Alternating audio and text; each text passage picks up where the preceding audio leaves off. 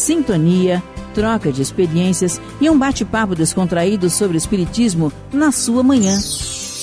Deusa Nogueira explica a mediunidade no nosso dia a dia. Começa agora, na sua Rádio Rio de Janeiro, o programa Conversando sobre Mediunidade.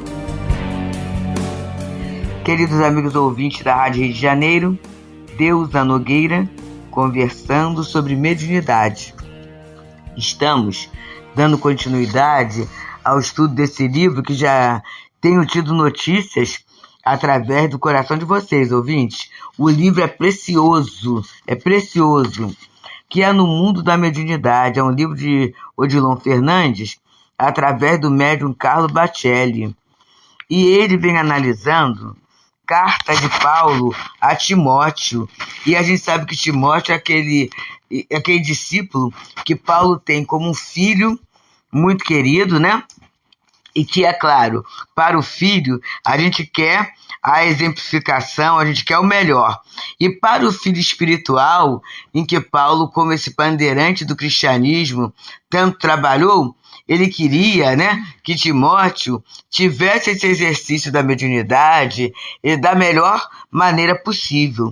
Então, hoje, nesse 10º programa, estamos no capítulo 9, que ele intitulou Médium na Exemplificação.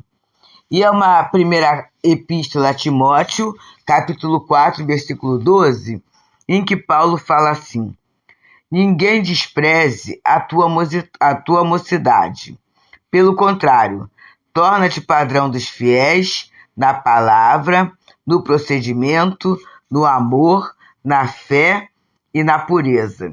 Aqui eu já coloco uma questão que não é ninguém despreze a sua mocidade, é a tua mocidade. Paulo falando para Timóteo, que era jovem, né? E assim afiançando esse exercício da mediunidade jovem que deu origem à nossa codificação. Aquelas médiuns, né, as irmãs Foxes, Senhora Badan, eram irmãs do For, eram pessoas jovens, né? E houve um momento no nosso movimento em que se começou a ter um critério maior com o jovem na tarefa mediúnica. E a gente pode até contextualizar.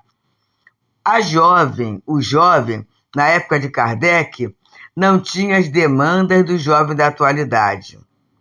A questão da vida profissional, né? A questão da vida intelectual, hoje em dia a exigência é muito maior. Naquele momento, a jovem, principalmente a menina, ela era preparada para o casamento, para assumir uma família, e na verdade são cuidados importantes, mas não eram tão assim exaustivos quanto hoje, em que o jovem muitas vezes até ele compartilha a vida profissional com a vida intelectual, trabalha de dia, estuda à noite, então fica mais difícil, se não pela própria imaturidade, muitas vezes fisiológica, e às vezes pela própria imaturidade espiritual, ele assumir a responsabilidade mediúnica. Embora a gente vai trazer a nossa vivência, né? Aos 17 anos, a gente já estava assumindo a mediunidade, com estudo, com trabalho, com tudo isso. Mas também, falo eu, a vida era mais simples, bem mais simples. Era aquela jovem do subúrbio aqui do Rio de Janeiro, estudando, assumindo, tendo a tarefa profissional, naquele momento o magistério, né? Ele não nos ocupava o dia todo, e aprendendo a organizar o tempo. Então deu tudo certo, né? Mas isso devido a compromisso nosso, né? A necessidade nossa. E vamos ver como é que Odilon Fernandes, esse espírito, ele vai trazendo essa questão. Ele diz assim: Paulo recomenda a Timóteo que, apesar de sua juventude no apostolado do Evangelho, ele se fizesse respeitar pelos mais velhos. É comum que o médium principiante encontre certa resistência dos companheiros mais antigos que labutam no campo da mediunidade. O ciúme e a inveja São sentimentos que ainda se manifestam com certa facilidade, impedindo que se conceda espaço a quem demonstre valor. E aí eu estou lembrando agora do Evangelho, quando fala lá dos pobres de espírito, ele diz, né? Existirão sofrimentos maiores que o causado pela inveja e pelo ciúme, e a gente pode olhar a inveja e o ciúme do detentor e a inveja e o ciúme atingindo o objeto, né? A pessoa que está sendo assediada, né? Vamos colocar assim, por esses sentimentos, é muito difícil, né? E aí a gente tem inveja e ciúme justamente daquele que tem valor. Ninguém vai invejar e ninguém vai ter ciúme daquilo que não apresenta resultado nenhum, do que é comum. É aquele que apresenta o valor, aí vem assim, puxa, fulano tão jovem, como é que pode? E nesse como é que pode, a complicação vai se estabelecendo, né? No campo do sentimento, no campo vibratório. E continua Odilon Fernandes a falar. No entanto, interpretemos o texto sob nossa análise com dar-lhe outro enfoque. Quantos não são os medianeiros que, despontando na seara da fé raciocinada, não valorizam a si mesmos, consentindo que o tempo se lhes escoe sem utilidade. Então a gente vai vendo aqui a autoestima baixa em relação à tarefa. E quase sempre isso acontece em função de quê? Da comparação. Eu vejo o trabalho do outro, eu vejo a execução do outro, comparo com o meu e acabo me achando sem valor, não entendendo o objetivo da mediunidade na minha vida. E essa questão do espaço para o jovem é algo que nós no movimento espírita temos trabalhado muito, né? Porque, na verdade, a gente vai envelhecendo, a gente vai desencarnar. E quem é que vai dar continuidade? Então a gente vai assim introduzindo os jovens nas tarefas, falando como funciona, tudo isso é muito bom, né? E coloquemos Dr. Odilon Fernandes falando para nós. No entanto, interpretemos o texto sobre nossa análise como dar-lhe outro enfoque. Então ele vai dar outro enfoque diferente do que eu falei até agora e até daquela primeira interpretação que ele nos traz. Quanto nós somos medianeiros que, despontando na seara da fé raciocinada, não valorizam a si mesmos, né? E aí a pessoa fica sem utilidade. Quer dizer, na verdade não é jovem no corpo, mas é jovem no entendimento da função, né? É uma imaturidade e muitas vezes assim, a gente não procura amadurecer. A gente se acomoda na autopercepção. Continua o doutor Odilon Fernandes falando. Quantos os que voluntariamente se desprezam na plenitude das forças físicas, marginalizando os dons mediúnicos de que se fazem portadores. Então a mediunidade muitas vezes surge logo na adolescência, mas aí na adolescência eu tenho outros cuidados para fazer. Aí na fase adulta, a minha vida doméstica, eu já ouvi isso, gente, olha só, eu sou perfeccionista, então eu gosto de me dedicar com todo o empenho da alma toda, ainda não tive tempo, e aí a gente vê pessoas já entrando na terceira idade, já e tudo, e que não exerceram a mediunidade na plenitude de suas forças, por quê? Esperando, né? Esperando o tempo para uma dedicação integral. E aí vamos analisar a nossa vida, amigos. Mediunidade é trabalho voluntário, como o trabalho do bem também. Qualquer trabalho do bem, né, é voluntário. E aí a gente vai ter que se organizar, porque a gente tem conta para pagar, tem. Então tem que ter o meu trabalho profissional.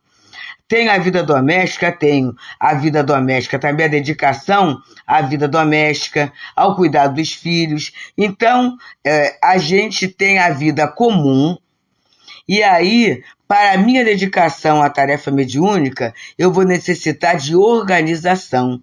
Organização do meu tempo e organização do meu espaço material e também do meu espaço espiritual, o meu espaço moral. E Dr. Odilon Fernandes vem chamando a atenção para esse aspecto, quando ele coloca: a faculdade mediúnica não deve ser posta em plano secundário na lista das prioridades do espírito encarnado. E eu me lembro de uma história que passou, né? E a maioria dos amigos sabe, mas sempre é bom a gente lembrar. Foi chamado para fazer uma palestra para um grupo de executivos, um especialista em gestão do tempo. E chega então aquele companheiro e naquela mesa grande ele coloca um vaso de acrílico, um vaso enorme. E ele coloca então pedras grandes. E quando chega até a boca ele pergunta: está cheio? Aí alguns falam sim, né? Mas ele faz o quê? Põe pedras menores. Está cheio? Aí as pessoas falam assim: agora sim. Aí ele coloca areia. Está cheio? Aí o pessoal: bem, agora sim, né? Agora está cheio. E ele coloca água. Aí, todos surpresos, né, diante daquela experiência, ele pergunta para os executivos: o que é que eu quis demonstrar com essa experiência? Aí os executivos falaram assim: porque sempre há um lugar para na agenda, para assim, colocar uma tarefa.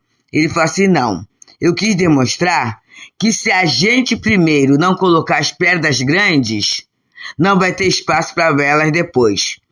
E ele começou a falar: o que são as pedras grandes? São as prioridades. É o meu conhecimento, é a minha família.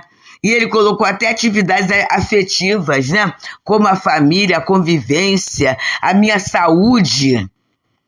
Porque se eu não tiver isso como prioridade, eu vou colocando outras coisas e depois não tem tempo. E aí Dr. Odilon está falando aqui: muitas vezes eu coloco a mediunidade como plano secundário. E o que é isso, gente? Qualquer coisa vai substituir a minha atividade mediúnica, qualquer situação. E eu começo a faltar ao trabalho por situações que podem ser importantes, mas são secundárias. E tudo serve como desculpa. Não tem aquele médico: eu não vi por causa disso, eu não vi por causa daquilo, porque eu não aprendi a me organizar. E eu posso, meus irmãos, assim, falar, porque a gente tem convivência, né? A gente vê aqueles médios admiráveis que estão presentes ao trabalho e que têm uma vida, muitas vezes, de cuidado com o idoso. E aí ele se organiza de uma tal maneira, de uma forma tão agradável, que para ter o exercício da mediunidade, né, naquele momento, naquelas horas que ele está no centro, ele consegue ter um cuidador. E a gente conhece uma pessoa que conseguiu alguém no cuidado voluntário. E o que ela fazia para essa pessoa quando ia naqueles horários, né? Ela colocava agrados em termos da boa refeição, em termos da música, em termos de uma revista que ela gosta de ler, coisas assim. Então, ela não era dinheiro, mas um ambiente agradável. A pessoa chegava, o ambiente estava limpo, estava tudo certinho, quer dizer, era só para fazer companhia e ministrar algum remédio, uma medicação, a água, naquele momento que aquela pessoa estava fora. E aí vamos colocar: não era só o cuidado com o paciente.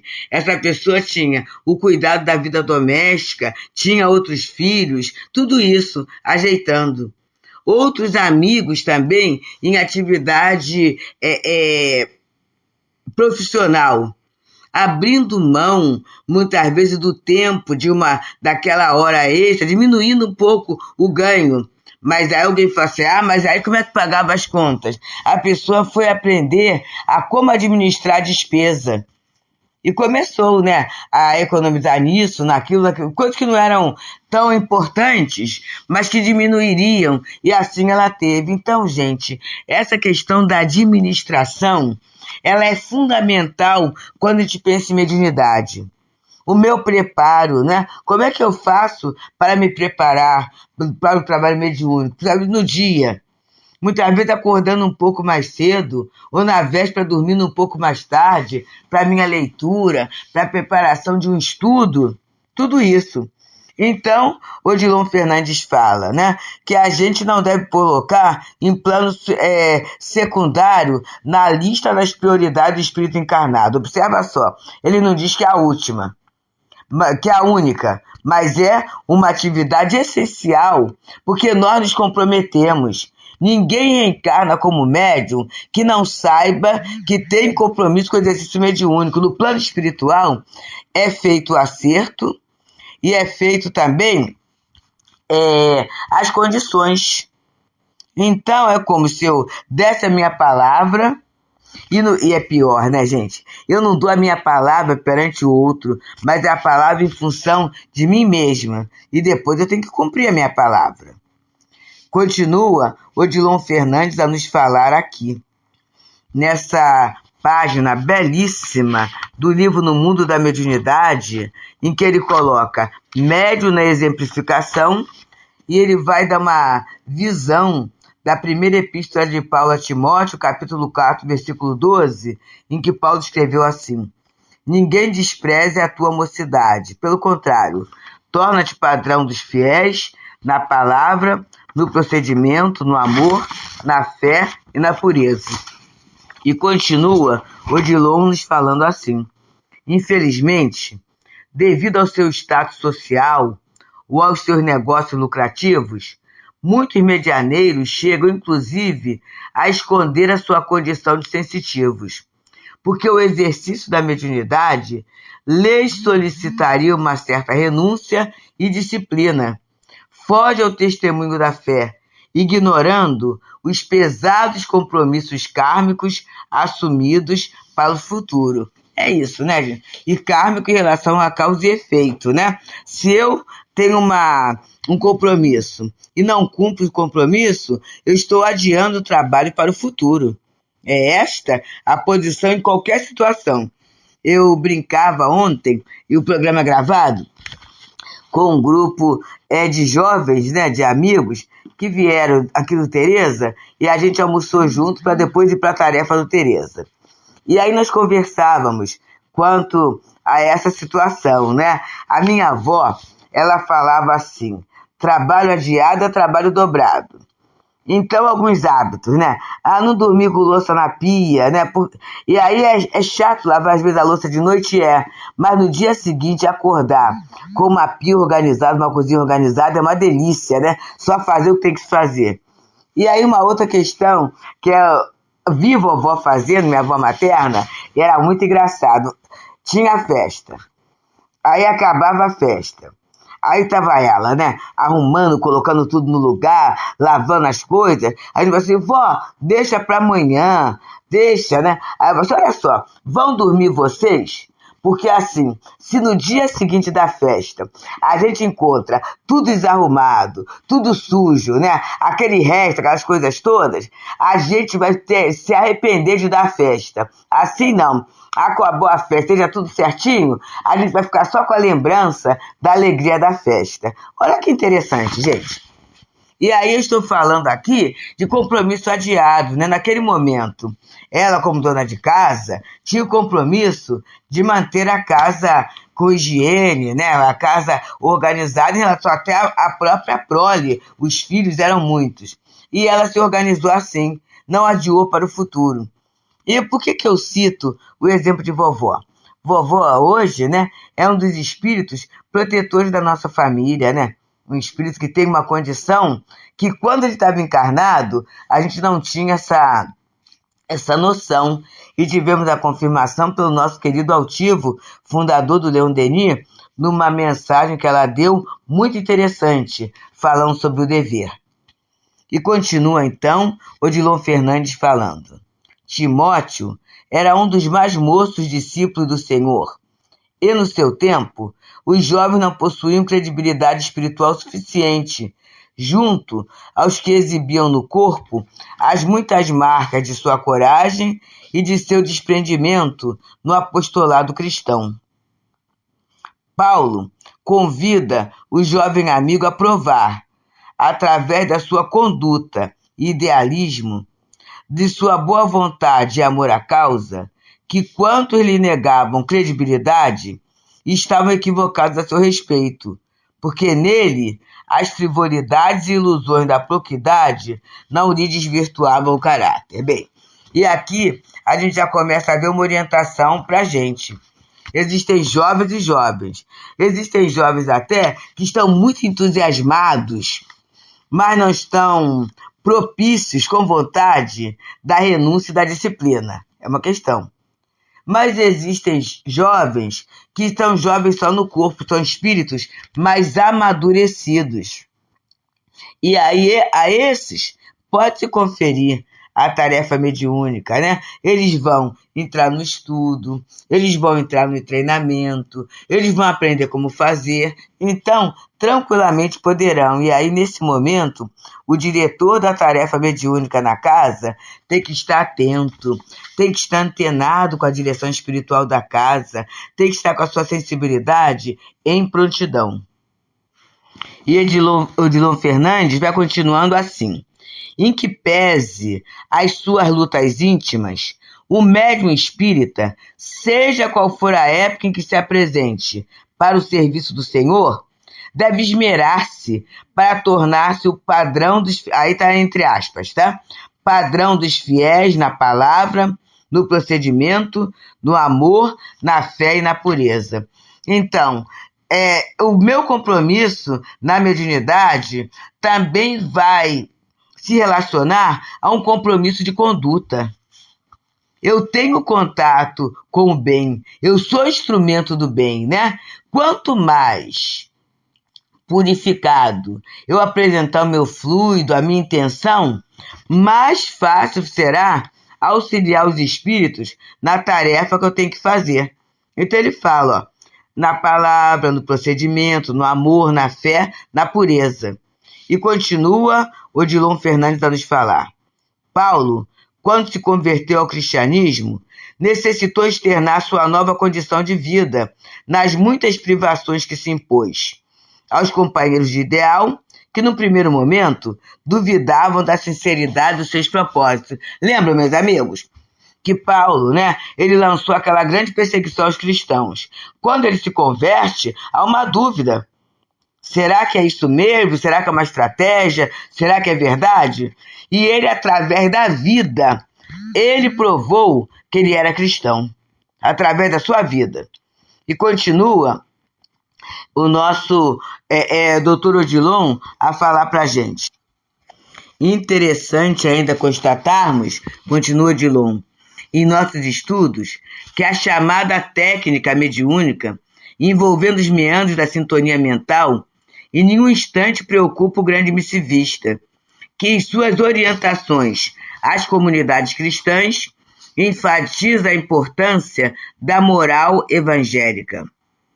Paulo ensinava a mediunidade nos contatos que ele e muitos irmãos mantinham com o mundo espiritual, demonstrando que, em essência, a desejada sintonia com os espíritos superiores está mais relacionada com o sentimento do que com o intelecto. Os espíritos de ordem elevada preferem trabalhar com a emoção do medianeiro, porquanto a emoção identifica a natureza do homem mais do que os seus próprios pensamentos, os quais, por vezes, não passam de uma roupagem externa de sua personalidade. Mais significativo, pois, do que ser intérprete da palavra dos desencarnados, é ser médium na exemplificação das virtudes que todos somos chamados a conquistar. Então, amigos, belíssima página, belíssimo momento de reflexão, belíssimo estímulo naquele momento em que muitas vezes na próprio grupo mediúnico o médium é colocado, está querendo ser melhor que os outros, mais real do que o rei. Mas não, meus queridos, nós estamos, isso é o trabalho de Jesus, e necessitamos manter a fidelidade a esta tarefa, a este empenho, a esse contrato, a essa misericórdia na vida de cada um de nós. Muita paz. Deusa Nogueira explica a mediunidade no nosso dia a dia. Programa Conversando sobre Mediunidade.